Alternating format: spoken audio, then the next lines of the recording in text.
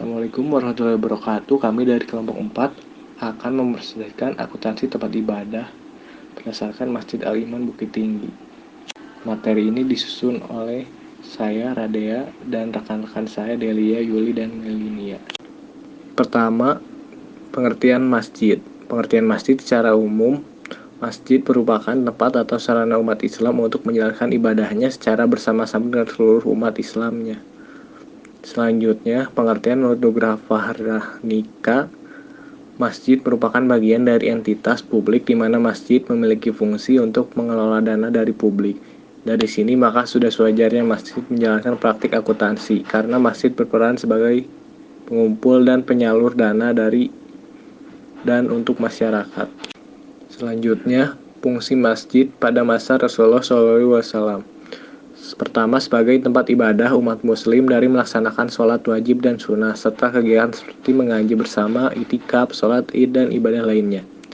Kedua, sebagai pusat pendidikan pengajaran Islam. Ketiga, sebagai pusat informasi Islam. Keempat, tempat menyelesaikan perkara dan pertikaian.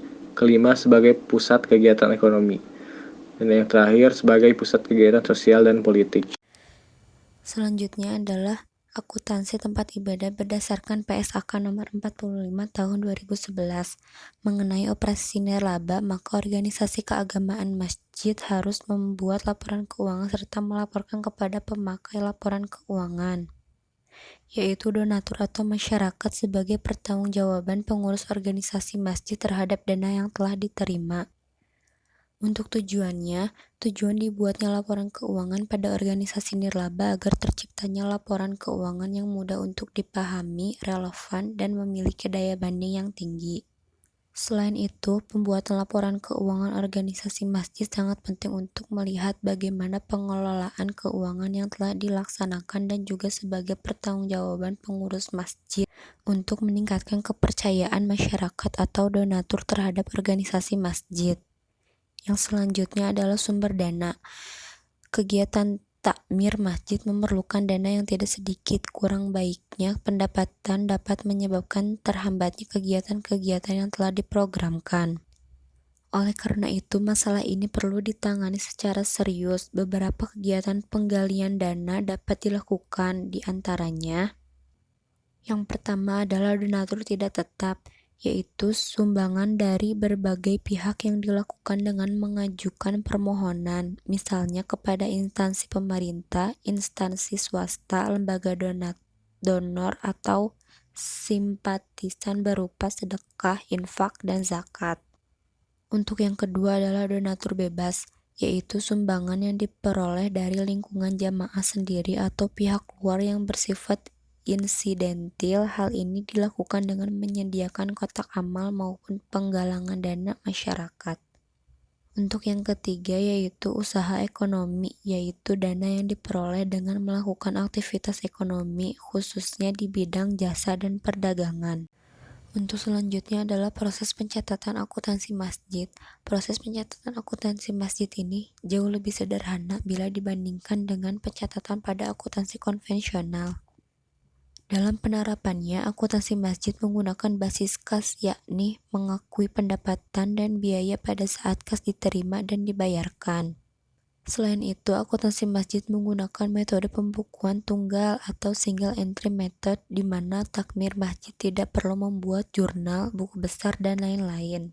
Laporan keuangannya disajikan dengan membandingkan antara anggaran yang telah dibuat dengan realisasinya, kemudian dilaporkan dan dievaluasi setiap bulan atau 3 bulan sekali. Seorang takmir masjid dalam mengatur keuangannya memiliki pedoman pengelolaan, yaitu meliputi penganggaran kegiatan dan juga lalu lintas keuangan.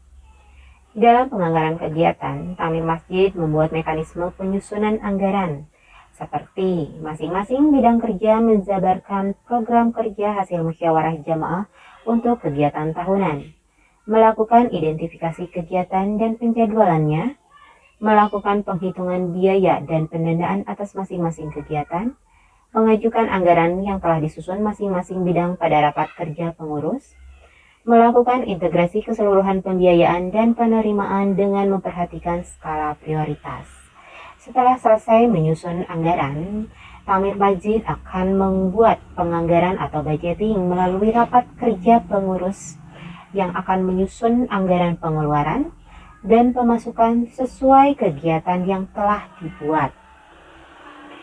Dalam penyusunan penganggaran, ada beberapa hal yang harus diperhatikan, seperti melakukan prioritas kegiatan yang disesuaikan dengan kebutuhan dana. Pos-pos pengeluaran dan pemasukan ditujukan secara jelas, memberikan toleransi anggaran sebesar 10% atau lebih sebagai faktor safety. Jikalau ada pos atau biaya yang meningkat, penganggarannya tetap aman. Lalu untuk jumlah pengeluaran masing-masing, bidang dinyatakan angka-angkanya real atau fix. Melakukan integrasi seluruh bidang dalam menyusun anggaran dengan menetapkan rencana kerja dan anggaran pengelolaan atau RKAP. Setelah dilakukan penganggaran kegiatan, Tamir Masjid juga harus memperhatikan lalu lintas keuangan, seperti pengumpulan dana. Pengumpulan dana ini dikoordinasi oleh pengurus bidang dana dan perlengkapan yang berupaya dalam memenuhi kebutuhan pendanaan untuk keseluruhan aktivitas. Pengurus melakukan beberapa aktivitas penggalangan dana, diantaranya mengajukan proposal kepada pihak swasta atau pemerintah, membuat kotak amal, aktivitas jasa seperti penerimaan tagihan listrik, tagihan PDAM, atau isi pulsa, dan melakukan ekonomi lainnya seperti pendirian TPA.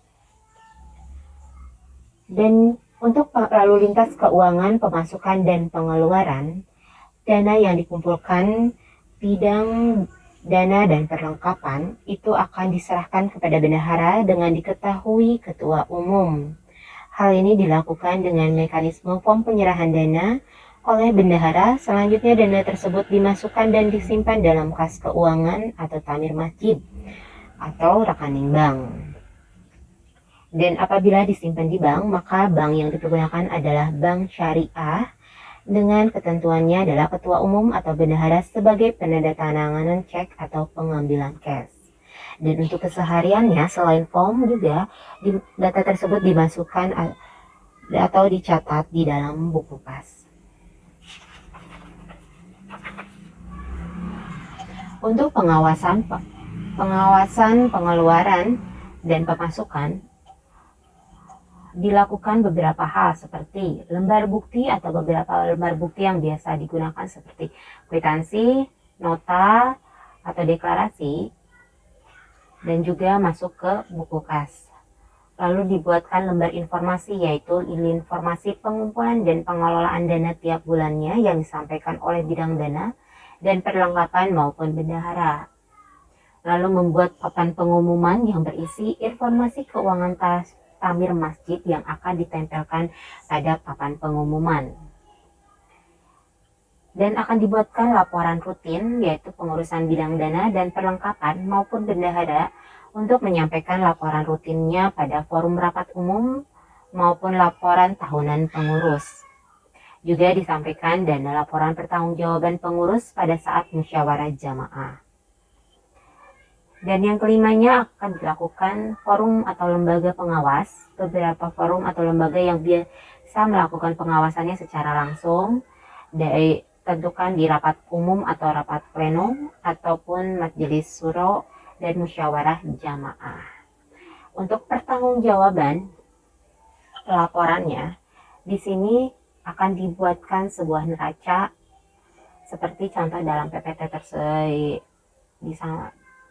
di samping, yaitu laporan keuangan Masjid Al-Iman Bukit Tinggi. Di sini dilaporkan neraca laporan posisi keuangan setiap tahunnya dan setiap triwulan akan dilaporkan kepada jamaah masjid dan pengurus. Dan juga akan dilampirkan laporan aktivitas seluruh kegiatan yang telah dilakukan oleh masjid tersebut. Hal ini sebagai bukti bahwa pengawasan atas lalu lintas keuangan ini sudah berjalan dengan sebagaimana mestinya. Dalam pengawasan untuk pembuatan laporan posisi keuangan, di mana menyediakan informasi mengenai aktiva, kewajiban, dan aktiva bersih, serta informasi mengenai hubungan di antara unsur-unsur tersebut pada waktu tertentu. Berikut laporan posisi keuangan Masjid Al-Iman Bukit Tinggi terlampir. Dan yang kedua adalah laporan aktivitas. Aktivitas ini bertujuan untuk menyediakan informasi mengenai pengaruh transaksi dari peristiwa lain, mengenai jumlah dan sifat aset neto, hubungan antara transaksi dan peristiwa lainnya, dan bagaimana penggunaan sumber daya dalam pelaksanaan berbagai program atau jasa. Pembahasan selanjutnya yaitu mengenai laporan arus kas. Laporan arus kas bertujuan untuk menyajikan informasi mengenai penerimaan dan pengeluaran kas dalam suatu periode. Berikut ini merupakan laporan arus kas di Masjid Al-Iman Bukit Tinggi berdasarkan PSAK nomor 45. Nah, laporan arus kas itu terdiri dari aktivitas operasi, aktivitas investasi, dan aktivitas pendanaan. Di aktivitas operasi itu terdiri dari kas dari sumbangan sebesar 97.841.000, kemudian honorarium sebesar 7.600.000, biaya operasional 3.010.000, biaya perlengkapan 1.199.000, kemudian kas neto yang diterima untuk aktivitas operasi jadi sebesar 86.032.000. Selanjutnya aktivitas investasi ada biaya peralatan sebesar 1.250.000. Kas neto yang diterima atau digunakan untuk aktivitas investasi yaitu sebesar 1.250.000.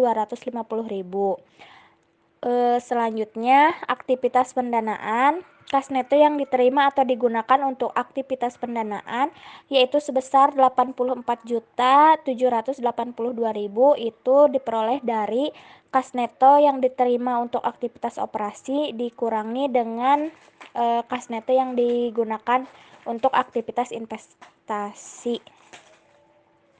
Kemudian kenaikan neto dalam kas dan setara kas yaitu sebesar 4.213.000, kas dan setara kas awal periode yaitu sebesar 88.995.000 itu diambil dari kas di posisi laporan posisi keuangan. Selanjutnya yaitu kesimpulan.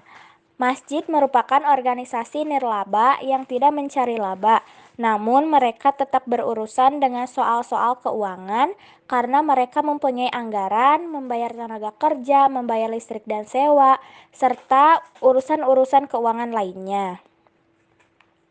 Organisasi nirlaba memperoleh sumber daya dari sumbangan para penyumbang yang tidak mengharapkan pembayaran kembali atau pengembalian manfaat ekonomi yang sebanding dengan jumlah sumber daya yang diberikan. Menurut Ikatan Akuntansi Indonesia tahun 2012. Akuntansi masjid bertujuan untuk menyediakan informasi yang dibutuhkan untuk mengambil keputusan. Nah, peran akuntansi masjid sendiri adalah sebagai pengendalian manajemen. Sekian pembahasan dari kelompok mengenai akuntansi tempat ibadah. Mohon maaf apabila masih ada kekurangan. Terima kasih atas perhatiannya. Wabillahi taufiq wal hidayah. Wassalamualaikum warahmatullahi wabarakatuh.